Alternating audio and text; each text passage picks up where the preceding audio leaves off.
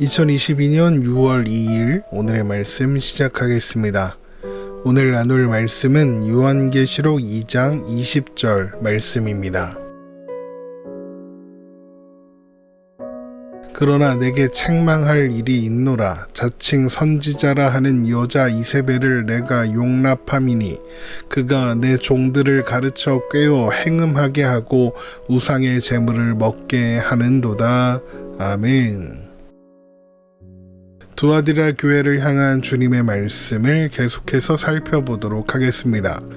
주님은 두아디라 교회를 향하여 자신을 그 눈이 불꽃 같고 그 발이 빛난 주석과 같은 하나님의 아들이다 라고 선언하셨습니다. 요한계시록 2장 18절 말씀입니다. 두아디라 교회의 사제에게 편지하라. 그 눈이 불꽃 같고 그 발이 빛난 주석과 같은 하나님의 아들이 이르시되. 불꽃 같은 눈은 사람의 중심, 곧 사람의 내면을 꿰뚫어 보는 신적 통찰력을 가리키는 표현이고, 빛난 주석 같은 발은 주님께서 영광 가운데 진리 위에 굳건히 서 계시는 모습을 나타내는 표현이라고 했습니다. 이것은 하나님의 아들이신 예수님께서 두아디라 교회를 향하여 불꽃 같은 눈으로 그들의 중심을 살피실 것이며 또한 주석 같은 발로 그들의 중심을 세우겠다라고 선포하신다. 이런 의미가 되는 것입니다. 그러면 두아디라 교회의 중심을 살피고 또 그 중심을 제대로 세우시겠다는 말씀은 어떤 의미겠습니까? 두아디라 교회의 중심에 뭔가 문제가 있다는 뜻이겠죠. 오늘 본문 말씀이 바로 그 문제에 대한 책망입니다. 주님은 두아디라 교회를 향하여 책망할 일이 있다고 하시면서 그 일이란 자칭 선지자라 하는 여자 이세벨을 용납한 것이다 라고 하십니다.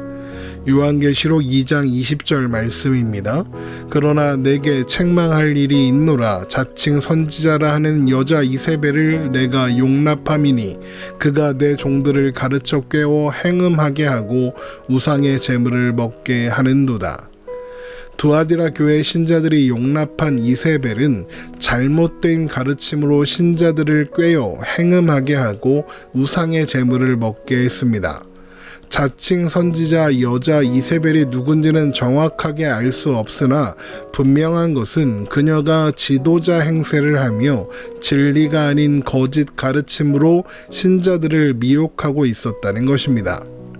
그런데 여기에서 이세벨은 두아디라 교회에 나타난 거짓 선지자의 실제 이름이었다기보다는 그녀가 가르친 교훈과 행위에 근거한 상징적인 이름일 것으로 생각됩니다.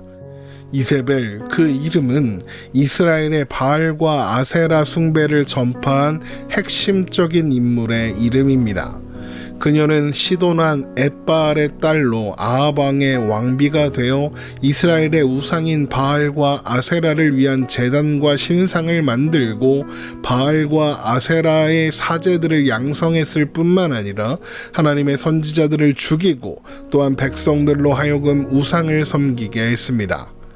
열왕기상 16장 30절에서 33절 말씀입니다. 오므리의 아들 아합이 그의 이전의 모든 사람보다 여호와 보시기에 악을 더욱 행하여 느밧의 아들 여로보암의 죄를 따라 행하는 것을 오히려 가볍게 여기며 시돈 사람의 왕 엣바알의 딸 이세벨을 아내로 삼고 가서 바알을 섬겨 예배하고 사마리아에 건축한 바알의 신전 안에 바알을 위하여 제단을 쌓으며 또 아세라상을 만들었으니 그는 그 이전에 이스라엘 모든 왕보다 심히 이스라엘 하나님 여호와를 노하시게 하였더라. 바알과 아세라 사제들이 그들의 신 바알과 아세라를 섬기고 예배하는 방식은 그 유명한 갈멜산 사건을 통해 엿볼 수 있습니다. 열왕기상 18장 26절에서 28절 말씀입니다. 그들이 받은 송아지를 가져다가 잡고 아침부터 낮까지 바알의 이름을 불러 이르되 바알이여 우리에게 응답하소서 하나 아무 소리도 없고 아무 응답하는 자도 없으므로 그들이 그 쌓은 제단 주위에서 뛰놀더라. 정오에 이르러는 엘리야가 그들을 조롱하여 이르되 큰 소리로 부르라. 그는 신인즉 묵상하고 있는지 혹은 그가 잠깐 나갔는지, 혹은 그가 길을 행하는지, 혹은 그가 잠이 들어서 깨워야 할 것인지 하매, 이에 그들이 큰 소리로 부르고 그들의 규례를 따라 피가 흐르기까지 칼과 창으로 그들의 몸을 상하게 하더라. 그들이 예배하는 모습을 보면 제단 앞에서 바알의 이름을 부르며 노래하고 춤추며 뛰놀고 있습니다. 그런데 그것만으로 아무런 응답이 없자 더 큰 소리로 바알을 부르며 스스로의 몸을 상하게 하여 피를 흘리고 그 피를 제단에 뿌렸습니다. 영화나 드라마에서 무당이 구슬하는 장면을 떠올리시면 비슷할 것 같습니다. 그러니까 그들은 신의 응답을 받아 자신들의 목적을 이루기 위해 다른 누구보다도 열정과 열심과 최선을 다하고 있는 겁니다. 그런데 이런 바알 선지자들의 모습을 상상하고 있자면 소름이 돋습니다. 왜냐하면 그 모습이 오늘날 한국교회의 예배의 모습과 너무나도 닮아 있기 때문입니다. 하나님 앞에서 찬양하며 춤을 추고 헌금을 하며 헌신을 하며 큰 소리로 하나님의 이름을 부르며 알 수 없는 말인 방언을 합니다. 누가 더 큰 목소리로 하나님을 부르는가를 경쟁이라도 하는 것처럼 소리를 지릅니다. 그런데 그렇게 간절하게 부르는 기도 제목이 결국 무엇입니까? 내가 얻고 싶은 것, 내가 이루고 싶은 것 아닌가요? 내가 바라는 것을 이루어 달라는 것 아닌가요? 내 욕망을 채워달라는 거죠. 돈을 많이 벌고 좋은 대학에 가고 성공하게 해달라는 겁니다. 그 모습이, 그 내용이 바알 선지자들의 그것과 뭐가 다른가요? 여러분, 우상 숭배, 바알 숭배는 대단히 특별한 것이 아닙니다. 하나님의 마음, 하나님의 뜻, 하나님의 말씀과는 상관없이 오직 내 뜻, 내 계획, 내 목적, 내 생각만 있는 것, 그것을 이루어달라고 종교적 열심을 내는 것, 그것이 우상 숭배입니다. 하나님을 섬기노라 말하고 있으면서도 그 실상은 재물을 섬기고 성공을 섬기며 명예와 건강을 섬기는 것입니다. 이런 상황이 계속되면서 한국교회는 날이 갈수록 그 빛을 잃어가고 있습니다. 크게 많은 사람들이 모여서 성장하고 있는 교회들은 많은데 정작 하나님을 아는 지식에 관심이 있는 사람은 적습니다. 어떻게든 많은 사람을 모아서 세상에 대한 영향력을 확보하고 싶어 합니다. 잘 되는 것이 하나님 뜻이다. 성공하는 것이 하나님께 영광 돌리는 길이다. 돈 많이 벌어서 헌금 많이 하고 그 돈으로 좋은 일 많이 하면 된다. 하나님을 위해서 돈 많이 벌고 성공해서 하나님을 위해서 사용해라. 많이 들어보신 이야기죠. 그런데 여러분, 바로 이것이 이세벨의 교훈이며 이세벨의 행위입니다. 돈을 많이 버는 게 하나님께 영광 돌리는 일이다. 그러려면 길드에 가입해야겠네? 해도 된다. 돈을 많이 벌 수만 있다면 길드에 가입해라. 주일에 교회에서는 성도하고 세상에서는 길드원으로 열심히 일해서 돈 많이 벌어서 헌금하면 되지 않냐? 그것으로 더 많은 섬김을 하면 그게 하나님께서 기뻐하시는 일이 아니겠냐? 길드에 가입하려면 우상숭배를 해야 하는데요? 그거 괜찮나요? 괜찮다. 필요하다면 우상숭배를 해라. 헌금 많이 하면 다 용서되는 거다. 하나님 일을 많이 하면 되지 않겠냐? 이런 식이죠. 이렇게 세상의 염려와 죄물의 유혹으로 말씀에서 진리에서 멀어지게 하는 겁니다. 마태복음 13장 22절입니다. 가시떨기에 뿌려졌다는 것은 말씀을 들으나 세상의 염려와 재물의 유혹에 말씀이 막혀 결실하지 못하는 자요. 아마도 이세벨로 불리는 그녀는 방언을 하고 예언을 하며 심지어 어떤 능력을 행했을지도 모르겠습니다. 그리고 그것을 근거로 자신이 옳다고 주장했을 겁니다. 그러나 그런 것은 우상을 섬기는 자들도 합니다. 문제는 오늘날에도 이런 교회, 이런 목사들이 너무나도 많다는 겁니다. 그럴듯한 말과 방언, 예언과 은사로 사람들을 속이고 미혹합니다. 십자가를 들고 세상의 번영을 따르라고 미혹합니다. 그러나 여러분, 하나님은 돈, 명예, 성공 이런 것을 가져오라고 하지 않으십니다. 그것으로 영광 받지도 않으십니다. 우상을 섬겨 번 돈으로 하나님을 섬기라 하지 않으십니다.